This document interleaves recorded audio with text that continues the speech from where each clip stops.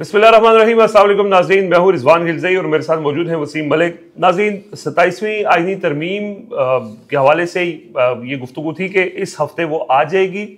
लेकिन तरमीम तो ना आई, तरमीम के नुकात जो है वो सामने आ चुके हैं। और ये नुकात chairman peoples party Bilawal Bhutto Zardari ने एक ट्वीट के ज़रिए कौम के सामने रखे हैं। वैसे तो 26वीं आईनी तरमीम की तरह एक वारदात के ज़रिए 27वीं आईनी तरमीम लाई जा रही है, क्योंकि इसमें भी बहुत सी मुतनाज़ा चीज़ें हैं। जो ट्वीट के ज़रिए बिलावल भुट्टो ज़रदारी ने जो नुकात बताए हैं, उन तमाम नुकात में बहुत से लोगों को बहुत से हवालों से एतराज़ात हो सकते हैं, या वह इनके बुनियादी ढांचे से मुतसादिम है। एक जो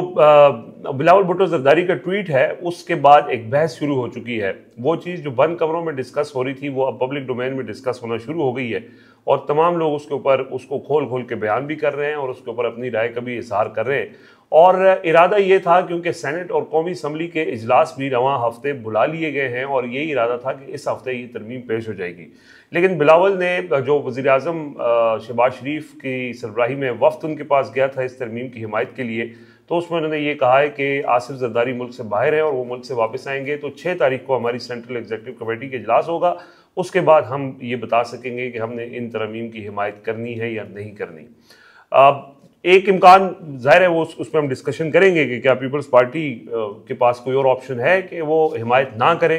लेकिन पहले ज़रा तफसील से डिस्कस करते हैं वो तमाम नुकात जो इस आइनी तरमीम के ज़रिए लाए जा रहे हैं, कि कैसे वो आइन के बुनियादी ढांचे से मुतसादिम है और क्या हुकूमत उससे हासिल करना चाहती है, अहदाफ क्या है, मकासद क्या हैं। चूँकि आप पॉइंट्स आ चुके हैं तो तफसील से 1 बाय 1 आपको उस हवाले से आगाह करते हैं। वसीम मलिक साहब, आपकी इसमें रहनुमाई दरकार होगी। 5-6 चीज़ें जो उन्होंने अपने ट्वीट के ज़रिए बताई हैं। उन्होंने कहा है कि आइन का आर्टिकल 243 सबसे इम्पोर्टेंट मामला है, जो अफवाज पाकिस्तान के सरबराहान की तकर्री का मामला है, और ये कि अफवाज का सरबराह कौन होगा या किसके वो अंडर होंगे, उन चीज़ों में तब्दीली है। सुप्रीम कोर्ट मुकम्मल तौर पर ख़त्म करके एक वफाकी आइनी अदालत के क़याम का मामला है, ये भी इस तरमीम के ज़रिए किया जा रहा है। मैजिस्ट्रेट सिस्टम बहाल किया जा रहा है, यानी ये भी एक पैरेलल जुडिशल सिस्टम के जो इंतज़ामी अफसरान हैं उनके पास भी अदालती पावर्स हों, जो पहले अंग्रेज़ के दौर में था किसी ज़माने में। जजेस का ट्रांसफ़र है कि जो जज ना बात सुने उसको ट्रांसफ़र कर दिया जाए। NFC का मामला है, जो सूबों का शेयर है वफाक के पैसों में, जो ऑलरेडी कुछ जगहों पर इम्प्लीमेंट हो रहा है। खैबर पख्तूनख्वा की उसके हवाले से तहफ़्फ़ुज़ात हैं, उसमें तब्दीली की जा रही है। और 18वीं तरमीम के ज़रिए जो एजुकेशन यानी तालीम का शोबा था और आबादी यानी पॉपुलेशन का जो शोबा था वो सूबों को चला गया था, वो वापस वफाक को दिए जाने के हवाले से तजवीज़ शामिल हैं। तो सबसे पहले वसीम मलिक साहब, आइन का आर्टिकल 243, देखिए, अगर ओवरऑल हम इस पे ओवरऑल गुफ्तगू करें ना, तो ये अनफॉर्चुनेट है, इसमें भी कोई शक नहीं कि आइन पे इस वक्त अमल दरामद कितना हो रहा है और इन आइनी तरामीम का क्या फ़ायदा। एक वजह यह भी है कि हम जैसे बैठकर अक्सर ये कहा करते थे कि ये गैर आइनी काम है, आप ये किस तरह से कर सकते हैं, तो अब वो उसको बाकायदा कॉन्स्टिट्यूशनल कवर लेने जा रहे हैं। उसका बुनियादी ढांचे की इस तरह से खिलाफ वर्जी है कि अब आप पूरे मुल्क को एक शख्स के ताबे करने जा रहे हैं। और उसमें फिर ये भी है कि जो उस पर हम डिटेल से गुफ्तगू करते हैं, इस वक्त CCD पंजाब में है, आप पूरे मुल्क को CCD बनाना चाहते हैं। CCD उस तर्ज पे मैं कह रहा हूँ कि जो उनका काम करने का अंदाज़ है, काम करने का तरीका है, एक्स्ट्रा जुडिशल किलिंग है और दीगर मामलात हैं, तो आप अपने मुल्क को उस तरफ लेके जा रहे हैं। वो जो एक हार्ड स्टेट का कॉन्सेप्ट था, हाल दो कि वो भी गलत बताया जाता है। हार्ड स्टेट तो वही होती है कि जो आइन और कानून पे अमल दरामद कराने वाली हो, लेकिन जो हमारे यहाँ जिस कॉन्टेक्स्ट में हार्ड स्टेट कहा जाता है, अब हम उस पर अमल दरामद करने के बहुत करीब हैं, डंडे की रियासत पे। अच्छा, उसमें माइट इज़ राइट का कानून जो है वो चलने का आपने, मैं इन तरमीम पे आता हूँ, आपने बिलावल भुट्टो ज़रदारी साहब की बात की। देखिए, मैं बड़ा क्लियर हूँ इस मौके पर, मुमकिन है कि मैं गलत भी हो सकता हूँ, लेकिन बिलावल भुट्टो ज़रदारी साहब, पीपल्स पार्टी ने भुट्टो की शहादत भेजी अपनी सियासत में, उसके बाद उनके पास ले दे के 18वीं आईनी तरमीम है, इसके अलावा उनके पास कुछ नहीं है। लिहाजा इस जो आज कुछ चीज़ें जो हैं मुमकिन तौर पर कोई ड्राफ्ट PMLN की जानिब से उन्हें दिया गया होगा, बिलावल भुट्टो ज़रदारी साहब उसे पब्लिक डिस्कोर्स में लेकर आए, उस पर अब बहस हो रही है। तो उसमें जो चीज़ें डाली गई हैं ना, जिस तरह से ये तालीम और पॉपुलेशन का मामला है, इसी तरह से 27 ऐसे महकमे थे जो वफाक से लेकर सूबों को दे दिए गए थे कि वो प्योरली सूबाई डोमेन है। और दूसरा NFC अवार्ड जो है वो नेशनल फाइनेंस कमीशन जिसको बोलते हैं, जो वफाक सूबों में मुनसिफाना वसाइल की तकसीम करता है, क्योंकि बहुत بہت سارے ٹیکسوں کی مد میں آمدن وفاق کو ہو رہی ہوتی ہے پورے ملک سے، اس پر بھی، اور یہ جو 2 صوبائی محکمے ہیں یہ بلاول بھٹو زرداری صاحب نے اس میں ڈال دیے، سیاست انہوں نے اچھی کھیلی۔ اب ان کی سی ای سی کا اجلاس ہوگا، اور سی ای سی اجلاس میں وہ کہیں گے کہ ہم 18ویں آئینی ترمیم کے خلاف ہیں، اگر کسی نے اس پر آنکھ اٹھا کے بھی دیکھا تو ہم لانگ مارچ کریں گے، ہم حکومت چھوڑ دیں گے، یہ کریں گے وہ کریں گے، یہ چیزیں وہ نکلوا کے باقی جو بچہ حمایت کر دیں گے، اس کی حمایت کریں گے اور اس میں ووٹ کریں گے۔ اگر وہ حمایت کریں گے، ووٹ کریں گے، تو 2 حکومتیں ان کے انتظار میں ہیں، ایک ہے آزاد کشمیر کی حکومت اور ایک ہے گلگت بلتستان کی حکومت، اور اسی طرح سے ہی فیوچر پرائم منسٹر بھی دیکھیں خواب تو ہیں، اسی لیے پاکستان پیپلز پارٹی نے تو اس چیز پر ایمان لا چکی ہے، وہ آصف علی زرداری صاحب اور بلاول بھٹو زرداری صاحب، کہ بجائے اس کے کہ عوامی ووٹ لے کر آئیں، ہم اسی طرح فارم 47 یا اسٹیبلشمنٹ کی منشا کے مطابق ہی حکومت جو ہے وہ سندھ میں بھی برقرار رکھ پائیں گے، اور مستقبل میں اگر ہم نے وفاق میں حکومت بنائی، ہم وزیر اعظم بنے، تو ہمارے پاس ایک وہی راستہ ہے، اس کے علاوہ ہمارے پاس دوسرا کوئی راستہ نہیں ہے۔ اور اس میں صرف ایڈ کرنا چاہتا ہوں کہ یہ جو ہم بات کرتے ہیں، یہ کچھ لوگ بات کرتے ہیں کہ یہ انہوں نے پبلک ڈومین میں لا کے ایک بہت بڑا تیر مار لیا ہے، تو پبلک ڈومین میں ڈسکشن تو میٹر نہیں کرتی، میٹر کرتا ہے ووٹ دینا۔ اگر وہ مولانا فضل الرحمان بھی بہت ماحول بناتے رہے 26ویں ترمیم کے موقع پہ اور آخر میں جا کے انہوں نے ووٹ کیا، لگتا ہے بلاول کا بھی کردار یہی ہوگا کہ وہ بعد میں فاتح کے طور پہ آئیں کہ یہ دیکھیں جی ہم نے یہ 2 چیزیں نکلوا دی ہیں، اور ہم 18ویں ترمیم کو پروٹیکٹ کر چکے ہیں، کیونکہ اس کے علاوہ ان کے پاس کوئی ایسا مارکا نہیں ہے جس کو وہ پبلک میں بتا سکیں۔ اب آ جاتے ہیں جو میں یہ سمجھتا ہوں اس ترمیم کا پرائمری فوکس، باقی چیزیں ثانوی ہیں، پرائمری فوکس آئین کا آرٹیکل 243 ہے۔ اچھا، بلاول بھٹو زرداری صاحب نے بھی کتنی خوبصورت واردات ڈالی، انہوں نے لکھا کہ کانسٹیٹیوشنل کورٹ کا قیام ہوگا، انہوں نے لکھا کہ ججز ٹرانسفر ہوں گی، انہوں نے باقی تمام عنوان کے ساتھ لکھے۔ آئین کا آرٹیکل 243 صرف آرٹیکل 243 لکھا اور آگے بڑھ گئے۔ اب ہمیں اس میں سوچنا ہے کہ اس میں ترامیم کس حد تک ہوں گی۔ اگر مطلب ججز کی ٹرانسفر کا معاملہ ہے تو آرٹیکل 200 ہے، اس میں آرٹیکل 200 کا ذکر نہیں کیا، ججز ٹرانسفر لکھا، لیکن جو افواج پاکستان سے متعلق اس میں صرف آرٹیکل 243 لکھا۔ اب آرٹیکل 243 اس وقت 3 چیزوں کو ڈیل کرتا ہے۔ پہلا یہ ہے کہ مسلح افواج کے سپریم کمانڈر جو ایک علامتی عہدہ ہے وہ صدر مملکت ہوتے ہیں۔ دوسرا اس آرٹیکل 243 میں ہے کہ جو مسلح افواج ہیں آپ کی وفاقی حکومت کی، یعنی وزیر اعظم پلس فیڈرل کیبنٹ، اس کے ماتحت ہوں گی، اور ان کا نظم و نسق کیا ہوگا، وہ جو قانون سازی ہوگی وہ بھی وفاقی حکومت کرے گی۔ تیسرا اس کا نقطہ یہ ہے کہ 3 services chief, army chief, naval chief, air chief اور chairman chief of joint staff, ان کی تقرری ہمیشہ وزیر اعظم کی ایڈوائس پر صدر مملکت کرتے ہیں۔ ایک لمحے کے لیے ہم سوچتے ہیں کہ اس میں امینڈمنٹ یہ کی جاتی ہے کہ مسلح افواج کے سپریم کمانڈر اب صدر مملکت کی بجائے آرمی چیف یا فیلڈ مارشل ہوں گے۔ یعنی اگر اس کو تبدیل کرنا ہے تو اس کا مطلب ہے کہ پہلی اگر چیز میں تبدیلی کرتے ہیں تو صدر اگر نہیں ہوں گے تو پھر دوسری شخصیت فیلڈ مارشل ہو سکتے ہیں، فیلڈ مارشل ہو سکتے ہیں۔ دوسرا اس میں امینڈمنٹ یہ بھی ہو سکتی ہے کہ بجائے وفاقی حکومت یا فیڈرل کیبنٹ سفارش کرے صدر مملکت کو یا ایڈوائز کرے، فیلڈ مارشل جو ہیں وہ ایڈوائز کریں، اور انہی کی ایڈوائز پر کہ فلاں بندہ ایئر چیف بنے، فلاں بندہ نیول چیف بنے، فلاں بندہ chairman chief of joint staff بنے۔ یا پھر یہ بھی ہو سکتا ہے کہ آئین کے آرٹیکل 243 میں 4 نام ہیں، chairman chief of joint staff, army chief, naval chief, air chief, اس میں ایک فیلڈ مارشل یا کوئی بھی ایک نیا عہدہ کسی نئے نام سے وہ ایک کریٹ کر دیا جائے، اور فیلڈ مارشل اس پہ پورا اترتے ہوں، آرمی چیف عاصم منیر صاحب، اور اس کا ایک نیا نوٹیفیکیشن جو ہے وہ نکالا جائے، اور ایک ایکٹ آف پارلیمنٹ کے ذریعے جو آرمی ایکٹ 1952 میں آلریڈی آپ امینڈمنٹ کر چکے ہیں، تو سروسز جو ہیں اب وہ 5 سال کی ہیں سوائے چیئرمین جوائنٹ چیف کے، تو جو نیا عہدہ ہوگا اس کے مطابق ایک نیا نوٹیفیکیشن نکلے اور 5 سال کا، اور 2029 تک جو ہے وہ عہدہ ان کا برقرار رہے۔ یا یہ جو ایک سروسز چیفز ہیں اور چیئرمین جوائنٹ چیف ہیں، اس میں یہ بھی ہو سکتا ہے کہ ان کو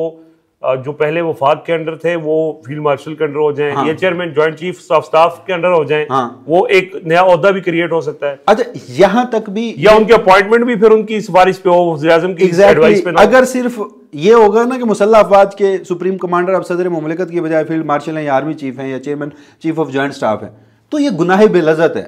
ہم سب جانتے ہیں کہ اس وقت کس کی چلتی ہے، پاورفل کون ہے، صدر کے پاس کیا اختیارات ہیں۔ یہ جو ہے نا کہ ڈیزگنیٹڈ اتھارٹی جو ہے وزیر اعظم اور کیبنٹ، وہ ایڈوائز کرتے ہیں اب صدر مملکت کو۔ صدر مملکت ان میں سے ایک نام تجویز کرتے ہیں, یعنی ہر پہلے 3 سال ہوتا تھا ایکسٹینشن, اگر ہم نکال دیں, کیونکہ ایک تو ایکسٹینشن کی بیماری بھی ہر شخص کو لت پڑ چکی ہے نا, تو اب وہ 5 سال کے لیے ہو گیا. تو 5 سال کے بعد وفاقی حکومت کے پاس ایٹ لیسٹ ایک موقع ہوتا ہے جب وہ اختیار ہوتا ہے, اس کے پاس اختیار ہوتا ہے کہ جب وہ باقی 5 سال اس کے پاس کوئی اختیار نہیں ہوتا. تو اگر وہ اختیار ہی آپ سے لے لیا جائے اور وہ اختیار ہی ادھر ہی چلا جائے, تو اس سے زیادہ خوفناک بات کیا ہو سکتی ہے, پہلی بات. دوسری بات یہ ہے کہ یہ صرف آرٹیکل 243 نہیں ہے, آپ اس کو ملا کے پڑھیں گے آرٹیکل 244 کے ساتھ, جو کہ اگین چلیں اس میں زیادہ نہیں ہے, وہ جو مسلح افواج کے افسران یا اہلکار ہیں جو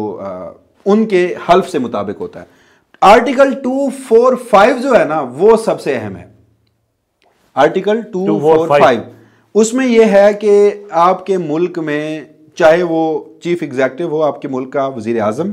یا پھر وہ صوبے کا, اس وقت فوج بلانا,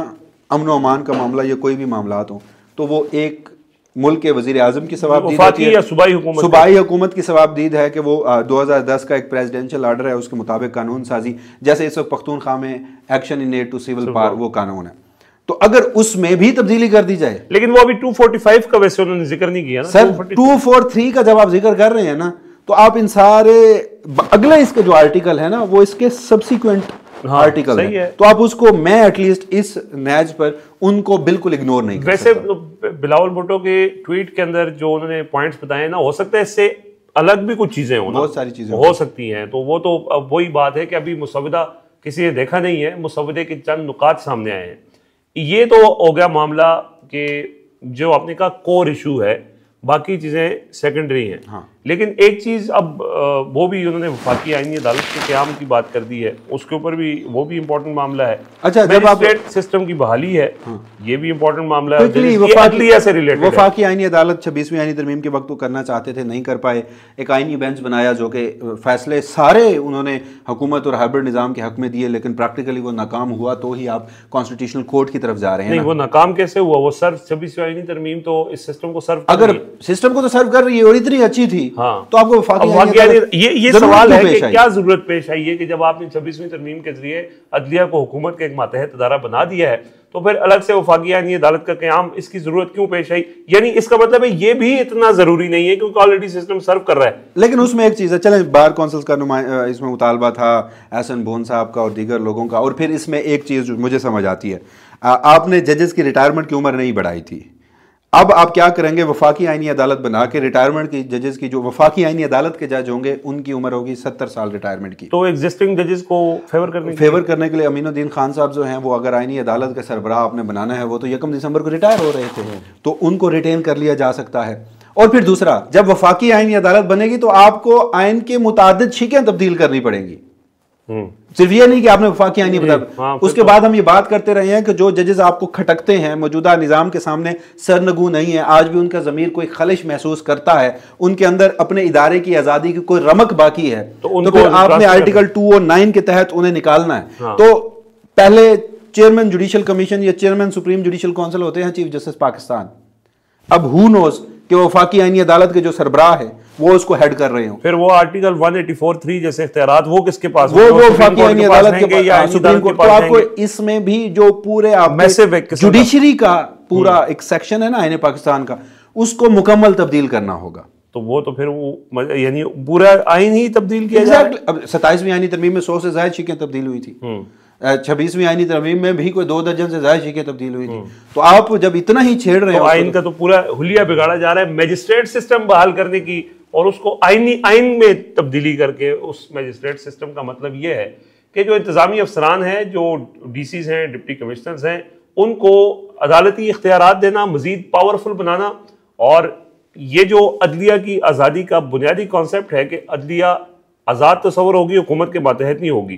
تو وہ ڈپٹی کمشنر جو اس کو حکومت لگائے گی اس کے پاس پھر عدالتی اختیار بھی آ جائے گا. تو یہ بھی ایک پیرالل جوڈیشل سسٹم کھڑا. ٹرائکوٹمی آف پاور جو ہے وہ ایک بنیاد ہے, وہ ایک اینٹ ہے جس کے اوپر آپ نے اپنے دستور کی عمارت قائم کی تھی. 26ویں ترمیم میں آپ اس اینٹ کو توڑ چکے ہیں, وہ اب 2 حصے تو ہو چکی ہے, اب آپ اسے مکمل طور پر برباد کرنے جا رہے ہیں, جس سے آپ کا دستور جو ہے وہ پورا کا پورا دھڑام سے نیچے گر جائے گا. وجہ اس کی یہ ہے, ہم بات کرتے تھے کہ 26ویں آئینی ترمیم کے وقت بھی بات ہوئی تھی کہ آئین کا آرٹیکل 8 جو کہ